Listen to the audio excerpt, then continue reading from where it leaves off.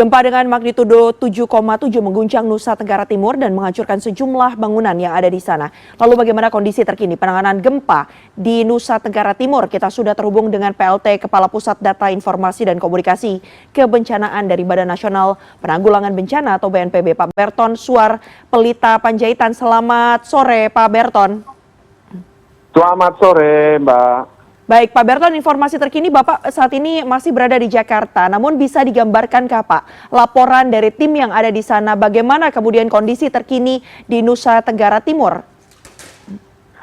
Baik, sesuai dengan laporan yang kami terima dari Basarnas, per jam 15.00 waktu Indonesia bagian Barat, jumlah yang meninggal itu sudah kita dapat catatan 38 orang. Jadi ada 16 di Manggarai, kemudian 17 di Manggarai Timur, kemudian 1 di Manggarai Barat, 1 di ND, dan 3 orang fisik. Ada sebagian yang sudah teridentifikasi, namun masih ada sebagian juga yang belum teridentifikasi. Petugas Basarnas gabungan antara tim SAR, tim SAR gabungan yang ada Basarnas dengan polisi dan TNI sedang melakukan upaya untuk mempercepat pencarian korban reruntuhan yang ada di bawah-bawah bangunan. Sementara itu juga Kementerian Kesehatan juga sudah mencoba membangun yang disebut dengan Health Emergency Office Center. Jadi akan ada nanti pusat-pusat di mana tim kesehatan akan bisa bergerak untuk mengkoordinir penanganan kesehatan. Itu dulu mungkin, Mbak. Oke, artinya kalau dari kondisi terkini dan laporan yang Anda dapatkan, berapa kemudian diduga korban-korban yang masih tertimbun di dalam reruntuhan bangunan ini? Tadi tim Basarnas menyampaikan hanya dugaan saja masih ada banyak yang di bawah reruntuhan. Jadi tapi jumlahnya belum ada karena belum ada laporan masyarakat di mana ada warga keluarganya yang belum ditemukan atau terlaporkan. Jadi kami belum bisa menyampaikan jumlahnya secara pasti. Baik, Pak Berton, ini di Pulau Flores tentunya juga terdampak dari adanya gempa 7,7 magnitudo yang terjadi. Kalau boleh digambarkan kembali kepada kami, Pak, ini wilayah mana saja yang terdampak, dan kalau tadi disebutkan artinya 17 di Manggarai Timur, 16 korban dari Manggarai Barat begitu yang meninggal dunia. Apakah artinya Manggarai Barat dan Manggarai Timur ini menjadi dua wilayah yang paling terdampak di Pulau Flores, Nusa Tenggara Timur saat terjadi gempa? Kami belum bisa mengatakan demikian, tetapi kita bisa melihat bahwa memang ada jumlah yang meninggal sebanyak itu di beberapa kabupaten kota, tapi kita juga bisa melihat sebenarnya ada jalan-jalan yang rusak, kemudian sungai yang terblok oleh longsor reruntuhan. Jadi ini juga bisa kita katakan karena tingkat kedalaman dari gempa tersebut itu sangat dangkal, 15 km gempa utama, kemudian disusul gempa-gempa susulan lainnya 10 km. Jadi ini juga bisa mengatakan bahwa memang di daerah NTT ini relatif luas pengaruhnya. Tapi ini masih kami masih di lapangan masih mencari tahu dampak-dampak akibat dari gempa tersebut. Artinya Pak, kalau dari sebarannya, wilayah mana saja yang dipastikan sudah terdampak dan yang paling parah, Pak Berton? Mohon maaf, kami belum bisa memberikan informasi itu karena kami belum dapat informasi dari bawah. Baik. Kalau kendala evakuasinya, Pak, saat ini kan proses juga tadi Bapak sebutkan masih terus dilakukan ya terhadap korban-korban yang ada di wilayah tersebut. Ya, kendalanya adalah bahwa memang ada bangunan-bangunan yang permanen itu runtuh, ada bangunan-bangunan rumah. Jadi ini dan menyebar di berbagai kabupaten kota. Tidak seperti satu kota, tapi ini menyebar di mana-mana sehingga mempersulit penyebaran tim secara menyeluruh. Sementara di sana juga banyak sedang diupayakan dari kabupaten kota yang lain untuk diarahkan ke daerah titik-titik kabupaten-kabupaten yang kami sebutkan tadi. Jadi di pihak petugasnya tersebut itu juga mengalami bencana. Petugas di pihak lain mereka juga harus membantu dengan jumlah yang sangat terbatas. Jadi ini satu hal yang memang hal yang harus kita terima. Dan kami sedang berusaha dari kementerian lembaga untuk mendatangkan bantuan dari kabupaten kota. Itu tadi Bapak Gubernur tadi menyampaikan hal yang sama juga, mereka akan mengupayakan dari kabupaten-kabupaten yang lain untuk membantu warga-warga yang ada di sana. Baik, Pak Berton, kami di sini tentunya menerima sejumlah video juga ya, menggambarkan kondisi terkini di sana pasca terjadinya gempa atau saat terjadinya gempa. Ada jalan-jalan yang putus, jembatan yang juga terputus, di antara lain juga gedung-gedung yang kemudian runtuh begitu. Apa kemudian upaya penanganannya Bapak terhadap terutama akses-akses jalan yang juga terputus, yang tentunya ini juga akan menjadi salah satu faktor ya Pak ya untuk mempersulit tadi kalau Bapak sampaikan petugas-petugas untuk mencapai lokasi titik bencana. Ya, terima kasih.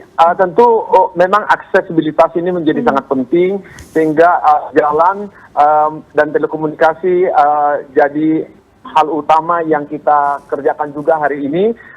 Dari laporan dari bawah sebenarnya beberapa jalan sudah diupayakan untuk lebih stabil dan bisa nanti untuk dilalui oleh masyarakat maupun terutama bantuan baik orang maupun logistik. Jadi ini yang pertama kita lakukan sebenarnya mengadakan besok mungkin helikopter akan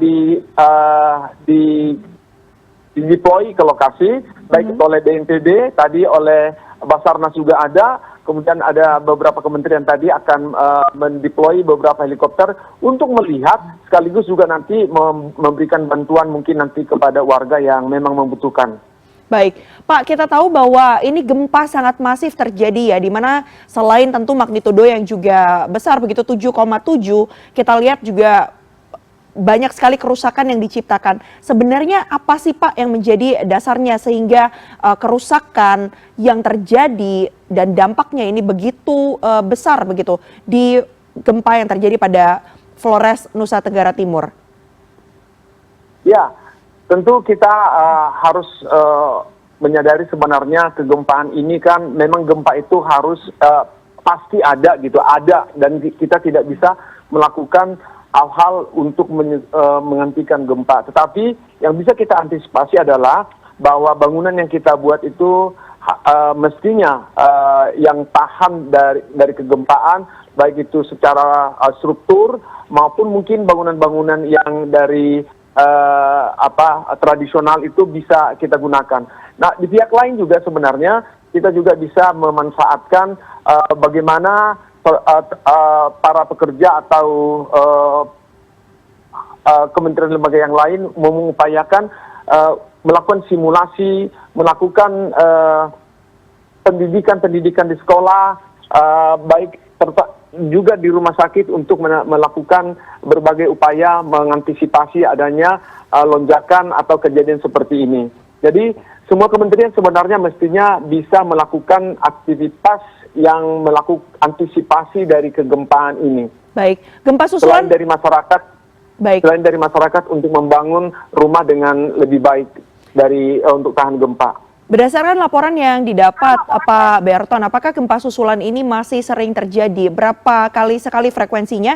Dan di sisi lain mitigasinya seperti apa Pak terhadap gempa susulan yang masih juga terjadi? Yang kita harapkan tentunya dampaknya tidak mengalami kerusakan sebesar yang terjadi pagi tadi. Iya, tentu gempa susulan ini juga kita tidak bisa prediksi dan kita tidak bisa stop. Yang bisa kita antisipasi adalah agar masyarakat jangan masuk ke bangunan-bangunan yang telah rusak atau telah retak. Karena itu kalau ketika ada kegempaan, ini akan bisa menyebabkan runtuh atau reruntuhan. Nah, ini perlu kita hindari. Jadi kami menghimbau ketika masyarakat memiliki rumah yang sudah tidak kuat terhadap gempa, sebaiknya tidur di tenda yang sekarang pemerintah daerah sedang upayakan. Okay. Kami juga dari BNPB sedang mendorong beberapa bantuan dari Flores Timur, gudang di situ, ke daerah-daerah terdampak. Baik, artinya saat ini juga status tanggap darurat sudah ditetapkan ya Pak ya? Gubernur sudah menetapkan tentunya. Baik, untuk para korban yang tadi Bapak sebutkan, artinya disiapkan juga tempat-tempat pengungsian bagi korban yang ada di sana. Sejauh ini bagaimana kebutuhannya Pak dan seberapa kemudian bantuan yang ada ini sudah mencukupi kebutuhan para korban di sana?